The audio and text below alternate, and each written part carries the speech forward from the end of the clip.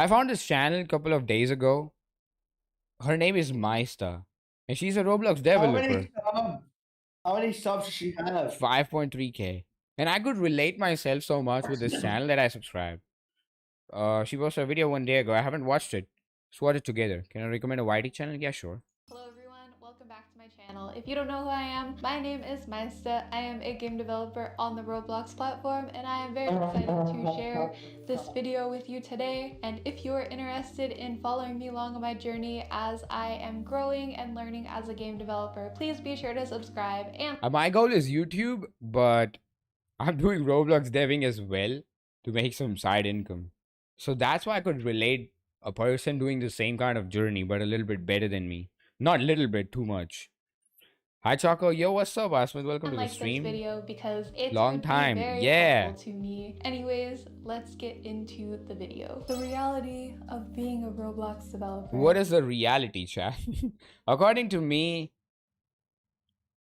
it's pretty fun if you get jobs and things, if you get some stuff. But if you are developing your own game, it's quite hard to get it successful. Like, you got to be really good original idea.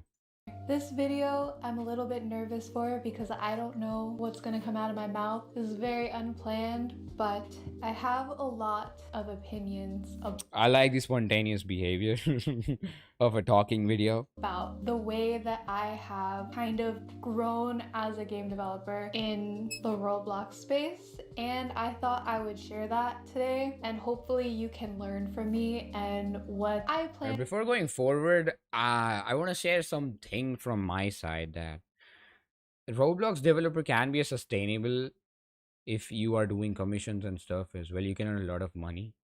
But personally, I want my goal as to be a big YouTuber.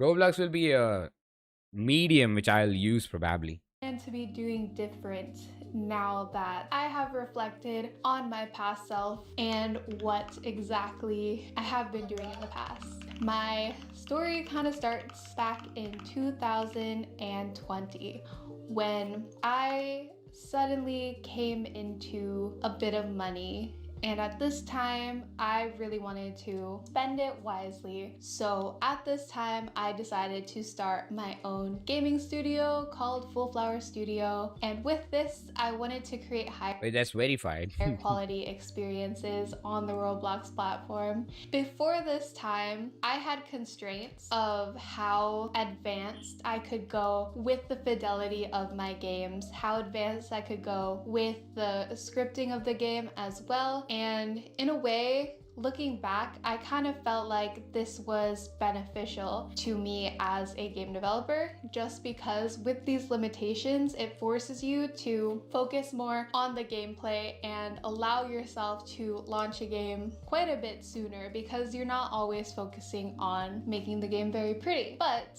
when I came into this money, I was able to hire more people, meaning I was able to spend a little bit longer time trying to make a beautiful game, which became very distracting to me. Welcome to the stream. What's up? Only focus on high fidelity experiences. We're gonna go into an example. Basically, if you've heard of my games before, I'm gonna lie, when I develop games on Twitch streams, I can make some money from that. But if I could do it before the 50-50 cut of the Twitch, I would have made a lot of sustainable money.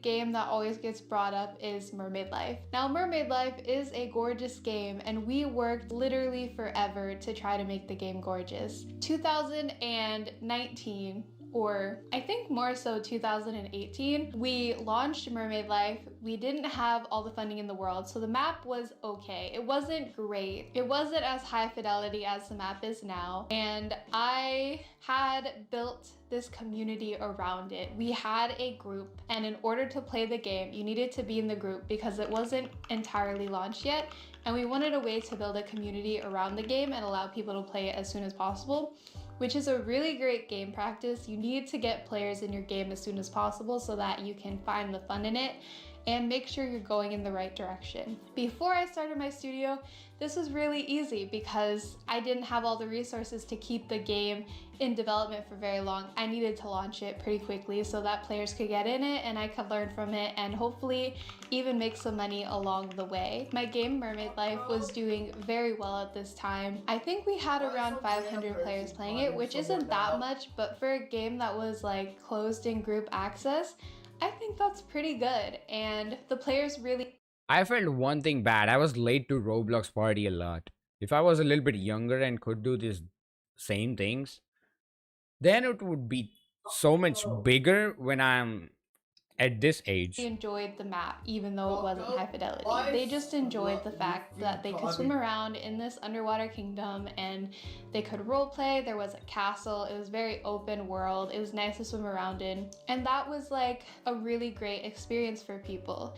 Now in 2020, when I started my company, I decided to make a big shift for the game Mermaid Life. We had completely redone all of the code in the game and we decided to rebuild the entire map. And this ended up taking an entire extra year before we actually launched the game and before we actually made any updates to the game. So during this period, a lot of the player base started to fall off. They gave up on us updating the game and we made it so that they became bored of the experience and eventually it just slowly faded off and players just became uninterested in the game. And when we finally reached the point where we were ready to launch, we actually did not end up, blowing up after this point as much as we expected to because we focused so much on making such a high fidelity game that looked beautiful so that players could dress up in their mermaid outfits and look great. But unfortunately, players had already given up on the game and we did not get the player base that we were hoping for. And so this didn't end here. I did not learn from my mistakes and I continued to try to work on this game at the level of fidelity that we were trying to produce, spending a lot of money trying to make this amazing game and not getting This is the part where I get stopped. Like, I don't want to spend money on a game because it's very it's very hard to predict that this game will blow up. Even the game is good. It's a little bit hard to predict. money back in I don't know. Maybe I'm wrong. return. That's There what my thinking is. was a time in development where we had reached around 5,000 players, which was pretty great for the game itself. However, we weren't earning revenue back to support the development that we were putting into the game, which ultimately That's why I'm developing my game alone, so I don't have to pay and stuff, and I can do whatever I want. And the second reason is I don't get easily compatible with other people's code. Like, I want to see each and every line that I've done. led to us having to stop the game's production. Now, in Roblox experiences, the players honestly don't really care about how beautiful your map is, how beautiful your UI is. They just care that the gameplay is fun. And I mean, I can see it's UI could be a little bit normal, decent. Gameplay should be fun and interesting. I've seen so many games whose UI and stuff are so good, but the gameplay is not. I personally have not played video games myself in quite a long time. I had focused primarily on just building out games without really doing much research and making sure that I had knowledge in the experience that I wanted to create and that I actually found the experience fun myself. Now, when I was a kid, I used to really love roleplay experiences on Roblox. I made most of my friends. It is just one drive to get famous on Roblox, by which I get ideas that I want to make a tycoon game. Let's make a simulator game. Let's make a Doors clone, Pet Sim clone, MM2 clone. It's like this drive that I get from inside to get success fast. Because actually, good games will take a lot of time, a lot of investment. And if it didn't succeed, then I can't afford to fall down. friends that way, and it was honestly like really fun for me. I even had some ideas of my own to create roleplay experiences at the time that I thought would have been really great as somebody who was a continuous role player in the Roblox space. However, I didn't have any knowledge in scripting, so I didn't have the capability at this time to either make the game myself, hire people to make the game. Yeah, this girl is a modeler, I guess. I don't know. I pretty much remember. I watched the previous video as well. I only had building experience, so I used to build out like roleplay maps and everything, but they And never yeah, building. amounted to anything because I didn't have the knowledge to actually make the game with actual game mechanics. So they ended up just being showcases. Fast forward back to Mermaid Life, I lost touch with the roleplay audience and I didn't know exactly what the core loop should be to keep players engaged in a roleplay experience because I personally just stopped finding roleplay experiences fun. I have a question, Chad. Does the Brookhaven gets an update or no? Like, or it's just like the hunt update? That's it. Just the game gets updated or no? I don't see any changes on the map or something. Maybe UI inside changes. Is that Berry? No, that's not Berry Avenue. That's a mermaid game. I honestly stopped finding playing video games fun at this point. It was quite difficult for me at this time to find the motivation and the energy. It gets an update each Easter. Oh, okay. To be able Thanksgiving. Oh, okay. The hunt. All right.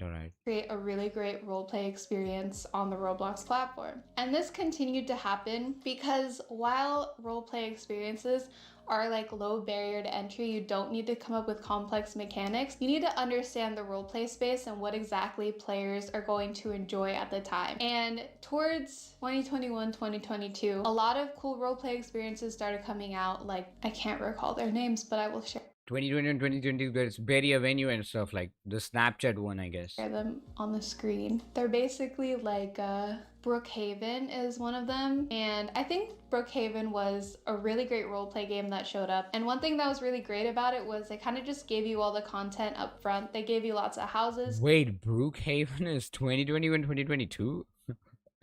That's crazy. I thought it was like 2017. To just plop up in your space. They didn't even need you to like build anything or need to be creative in any way to like make these really great houses that you could role play in. They gave you all the cars you wanted. They gave you a lot of different shops and places to role play with people. And they were just very engaging experiences for the role play audience because you could hop in and you could start role playing. And Chad, let me ask you one question. As a player, okay, what type of game I should create such that I put like 7 to 8 months in the development and then release it and it actually pops off? What kind of gameplay should it have? What would you have if you were to make a game for the future one? I always think about it and my mind is always stuck between these simulators, tycoon type thing.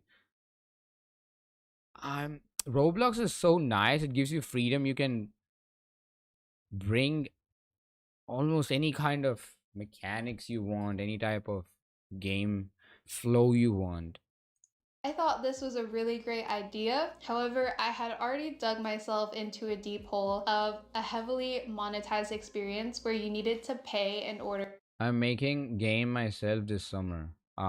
to really enjoy the roleplay experience. And I think this ultimately led to the downfall of the roleplay experiences that I have created. And it's just not necessarily the genre that I enjoy anymore. So now that I have finally come Except Roblox don't give enough money in DevX.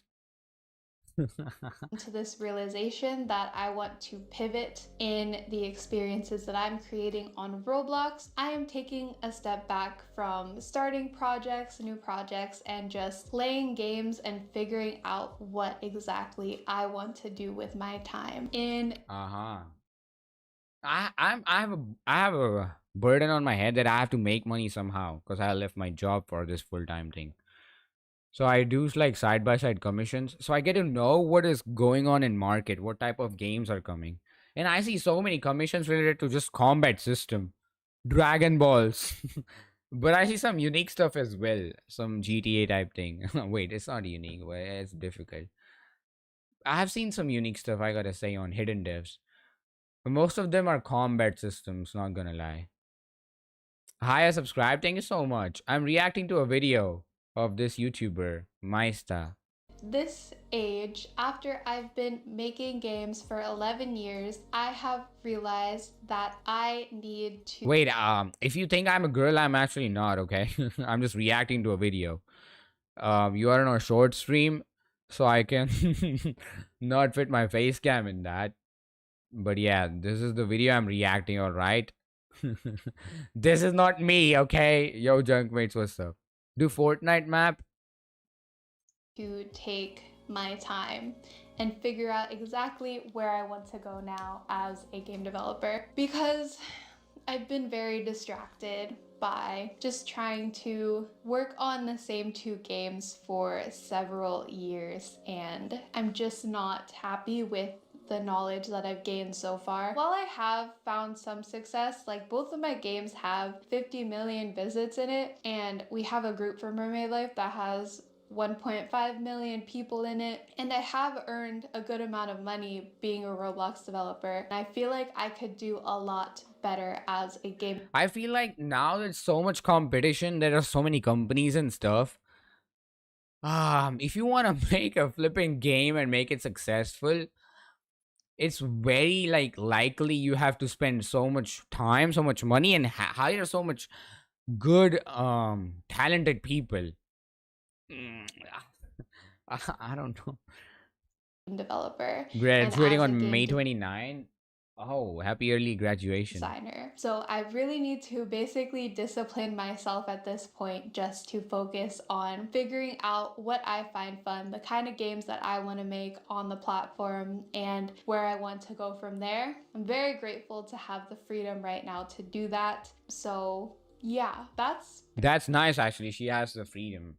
She's like independent money wise and stuff. basically what I have been thinking about, how I feel about my progress as a Roblox developer and where I want to go next. That's basically just the reality of my journey as a Roblox developer. I'm not discrediting all of the work that I've done over the years, but I just feel like I could do even more, and I'm very motivated to do more. So I I hope won't tell myself a Roblox developer. I created Choco's Please already. You know why? Because I know donation games aren't gonna go anywhere. People will want Robux and stuff. It's not gonna go anywhere. I mean, of course, my game is not popping off, but I can use that anytime to like get some donations here and there, and like I don't know, it's so much like profitable and stuff. Even it's not famous. this video might have helped you in any way. It definitely feels good to be able to share this information Is she a mom? I don't know. I mean, I don't know either. Doesn't look like. because I've been holding it in for a very long time, and I just want to I bet Choco asked for a Discord, bro. Why would I do that? The best thing I did is subscribe to her channel. get That's it. started on my new Like this journey video. of game development, because I do love being a game developer. I just think that I lost my passion at some point. Why is your live for Doors live? Because I was playing Doors and I died at door number 90 or something. I was just doing Doors and I died at door 90. Then I started watching this video. Because I'm about to end the stream after this reaction. For the games that I was creating, because I wasn't creating the games for I was almost like so feeling bad. Dude, that rush scammed me. He wasn't coming until I crossed the 91st door. me. I was creating the games for other people and for the wrong reasons. And you need to be passionate about what you are creating, because if you're not passionate, you're probably not going to make a great game. So the moral of the story is figure out what you love, make things that you love, because game development is I thought you were playing Dusty Trip. I was playing Dusty Trip at the beginning of this stream. I have played both of the games risky. You and might many more on this stream. not make any money anyways, so you might as well focus on making things that you are good at making. And also make sure you release things a lot faster than I have. I have spent years and many months trying to launch experiences, and I just never really learned anything from those experiences. That's true. You gotta keep releasing fast. Because some of them honestly never even were released. Hopefully this video was helpful to you. And if it was, please leave a comment below and let me know. And if you want to see other things, please let me know what you want to see. And don't forget to subscribe because it would really help my YouTube channel. And like this video if you enjoyed it. Thank you for watching and bye. That's nice. The most relatable YouTuber.